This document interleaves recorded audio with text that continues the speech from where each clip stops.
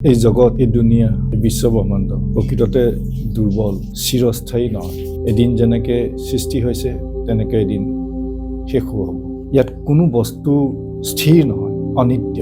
আমাৰ যি প্ৰকৃত সত্তা, প্ৰকৃত পৰিচয়, যি self, supreme self, self of all being, আত্মাই কওক, পৰমাত্মাই কওক বা যিয়ে কওক, মালিক, সবকা মালিকৰ অবিহনে এইবিলাকৰ কোনো অস্তিত্ব নাই। আৰু এই মালিকৰ বিৰোধিতা কৰাটো কোনে বিৰোধিতা কৰে? মনটোৱে যদি বিৰোধিতা কৰে, বিৰোধ দিশত যায়, মনটোৱে যদি মালিকৰ বিপৰীত দিশত যায়, এই কথাটো অত্যন্ত বিপদজনক।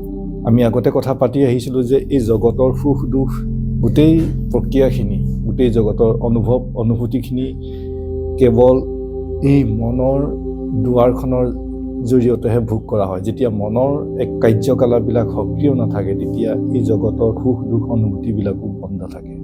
আৰু এই মনটো যদি মালিকৰ বিৰুদ্ধাচৰণ কৰে, এই কথাটো বিপদজনক হয়। সেইকাৰণে আমাক মনটো পবিত্ৰ কৰাৰ কথা কয়, মনটো নিৰ্মল কৰাৰ কথা কয়। মানুহে এটাই কাৰ্য কৰিব পাৰে, সেই কাৰ্যটো হৈছে মনটো নিৰ্মল কৰা, পবিত্ৰ কৰি নিৰ্মল কৰা। আৰু যেতিয়া মনটো স্থিৰ হৈ আহে, পবিত্ৰ হৈ আহে, লাহে লাহে নিৰ্মলতাৰ ফালে ঢাল খায়, তেতিয়া গম পাব যে মালিক আছে, সবকা মালিক। আৰু এইবিলাক হৈছে শৰীৰ, মন আৰু এই জগত, বিশ্বব্ৰহ্মাণ্ড ক্ষণস্থায়ী। আৰু এই ক্ষণিক হোৱাৰ কাৰণে, চিৰস্থায়ী নোহোৱাৰ কাৰণে এই বস্তুবিলাকে কোনো জীৱকে নিৰাপত্তা দিব নোৱাৰে। মানুহে এটাই কাম কৰিব পাৰে, সেই কামটো হৈছে মনটো পবিত্ৰ কৰি বিশুদ্ধ কৰা আৰু মনটো শতগুণলৈ অনা, মানৱীয়তা গুণবিলাকৰ বিকশিত কৰি মনটো নিৰ্মল কৰা, যি আমাৰ প্ৰকৃত সত্তা, সবকা মালিক, supreme self, self of all বিঙৰ ওচৰলৈ আহি পায় আৰু এদিন উপলব্ধি কৰে আনন্দস্বৰূপ। সেই আনন্দস্বৰূপ পৰম জ্যোতি উপলব্ধি কৰে।